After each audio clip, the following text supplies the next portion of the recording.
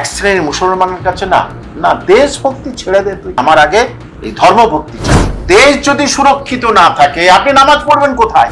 Fake জ্ঞানী আর কি, ওই সিদ্দিকুল্লাহ চৌধুরীর মতো ওই ফলস দাড়ি আর ফলস টুপির জ্ঞানী। কিন্তু ওই বাগরা মসজিদে আল্লাহ বসে নেই, আল্লাহ শুধু এই বাগরা মসজিদে বসে নেই, আপনারা কিনে নেননি তাকে। আল্লাহ তাআলাকে সব সময় মৌলবাদ মৌলবাদ মৌলবাদ এইটা সবসময় তার মাথার ভিতরে আছে, কোনো মুক্ত চিন্তা আর প্রগতি কিন্তু নেই। এই এক শ্রেণীর মৌলবাদের না, এরা সবসময় মুক্ত চিন্তা আর প্রগতির শত্রু। ফুল ওয়াতানি মিনাল ইমান, অর্থাৎ দেশপ্রেম ইমানের অঙ্গ, আমার কথা নয়। আপনারা যেটা বিশ্বাস করেন সেখান থেকে কোপ করে দিলাম। বাবরি মসজিদ যখন ভেঙে গুড়িয়ে দিল এবং তারপরে সেটা অন্য একটা জায়গায় করতে বলল, তখন কি করছিলেন আপনারা? তখন কি করছিলেন? যেটা বিশ্বব্যাপী সংবাদ সংবাদের শিরোনাম হয়েছিল, তখন আপনারা কি করছিলেন? এবং তার সঙ্গেই তো দেশের নিরাপত্তার কোনো সম্পর্ক ছিল না। কিন্তু এই দমদম এই যে মসজিদ, বাখরা মসজিদ, এইটা কিন্তু দেশের নিরাপত্তার সঙ্গে জড়িত। দেখুন, ধর্ম মানুষের আত্মাকে পবিত্র করে। নামাজ পড়া, মসজিদে যাচ্ছে নামাজ পড়া আত্মাকে পবিত্র করে, ঠিক তেমনি কর্মকে পবিত্র করে দেশভক্তি। তাহলে ধর্মভক্তি যেমন দরকার, দেশভক্তিও দরকার। কিন্তু এক শ্রেণীর মুসলমানের কাছে না না দেশভক্তি ছেড়ে দে তুই, আমার আগে এই ধর্মভক্তি চাই, ধর্মটা আমি করব। এখন আমি তাদের বলছি, দেশ যদি নিরাপদ না থাকে তা আপনি নামাজ পড়বেন কোথায়? তারা নামাজ পড়তে পারবে না তো। এবং এরা, আমি বলবো আপনারা পড়াশোনা করেন, কিন্তু আবছা আবছা পড়াশোনা করেন। এই সমস্ত সংখ্যালঘু যারা মসজিদ ওই দমদমের মসজিদ নিয়ে বলছে, তাদের প্রথম কথা বলছি, দেশপ্রেমটা আগে জাগ্রত করুন। ধর্মপ্রেম আছে, দেশপ্রেম জাগ্রত করুন। কারণ আমি আপনাদেরই ইসলামিক তথ্যের উপরে ভিত্তি করে বলছি, হাব্বুল ওয়াতানি মিনাল ইমান। আবার বলছি, হাব্বুল ওয়াতানি মিনাল ইমান, অর্থাৎ দেশপ্রেম ইমানের অঙ্গ, আমার কথা নয়। আপনারা যেটা বিশ্বাস করেন সেখান থেকে কোট করে দিলাম, দেশপ্রেম ইমানের অঙ্গ। তা আপনাদের তো দেশপ্রেম নেই, ইমান নেই। ইসলামিক তথ্য বলছে যার ইমান নেই তার নামাজ হয় না, সে নামাজ পড়ে কোনো লাভ হবে না, সে বেস্ট যাবে না। যার ইমান নেই, তাহলে আপনাদের দেশপ্রেম নেই মানে তো ইমান নেই। আমি বলছি যে দেশ যদি সুরক্ষিত না থাকে আপনি নামাজ পড়বেন কোথায়? নামাজ তো পড়ে। এবং এই দেশ সুরক্ষিত নিয়ে অনেক ঘটনা, অনেক কিছু পবিত্র কুরআনের সূরা আল নিসা 102 নম্বর আয়াতে বলেছে। সূরা আল নিসা 102 নম্বর আয়াতে বলেছে, দেশ ভালো করে এরা গভীরভাবে পড়লে, বিশ্লেষণ করলে বুঝতে পারবে।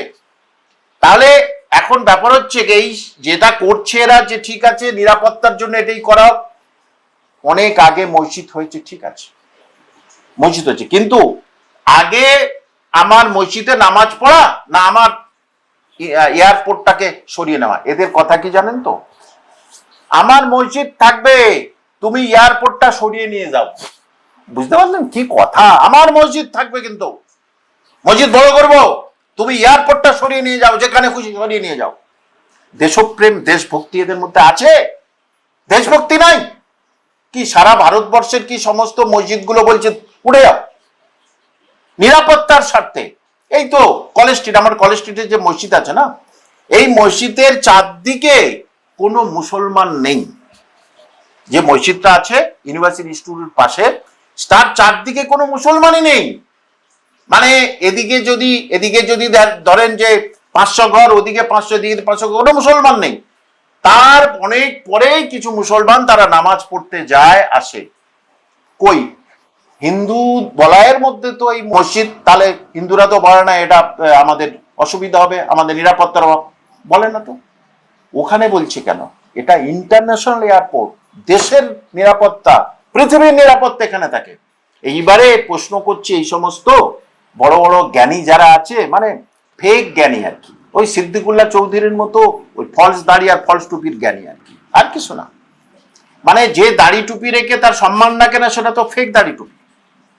এই সিদ্দিকুল্লাহ চৌধুরীর বেশ কিছু জনকে এরম পড়ছে আর কি, তাদের আমি প্রশ্ন করছি, ওখান থেকে যদি কোনো রকম ভাবে কেউ কোনোভাবে ঢুকে যায় মসজিদের মধ্যে, ঢুকে সে যদি খারাপ মনোভাব নিয়ে কিছু একটা করে ফেলে, তাহলে সারা ভারতবর্ষের একটা কলঙ্ক হয়ে যাবে এই বাংলা।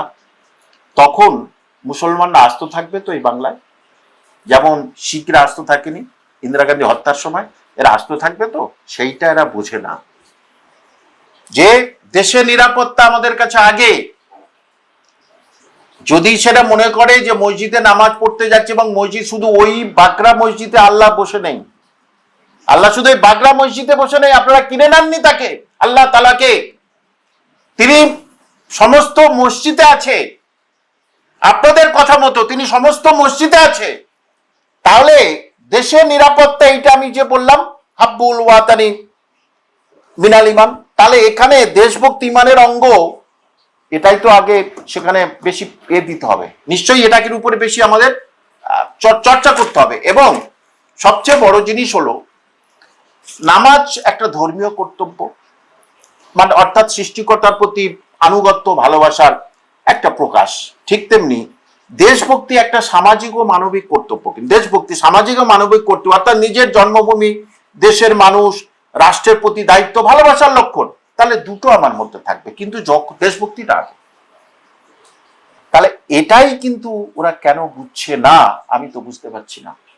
যে বলছে না তো তুমি নামাজ পড়তে পারবে না, এইটার জন্য তোমার এই সমস্যা হচ্ছে। তাহলে এইটার জন্য কি সারা ভারতবর্ষের বা পশ্চিমবঙ্গের মসজিদের উপরে আঘাত আনবে? আমি কলেজ স্ট্রিটটা বললাম, চারিদিকে কোনো মুসলমান নেই, তারা যদি বলে এখানে নিরাপত্তা বিঘ্নিত হচ্ছে, তখন কি হবে তো আপনাদের? তাহলে যে কোনো জিনিস জানেন তো, সব সময় মৌলবাদ মৌলবাদ মৌলবাদ, এইটা সবসময় দেন মাথার ভিতরে আছে। কোনো মুক্ত চিন্তা আর প্রগতি কিন্তু নেই। এই এক শ্রেণীর মৌলবাদের না, এরা সবসময় মুক্ত চিন্তা আর প্রগতির শত্রু। সারা বিশ্বের সঙ্গে তাহলে তাল মিলিয়ে এরা চলতেই পারবে না। সবসময় মৌলবাদ মৌলবাদ মৌলবাদ, আধুনিক চিন্তন নেই, মুক্ত মনের মানুষ এরা হতে পারবে না কোনোদিন, আর হবেও না।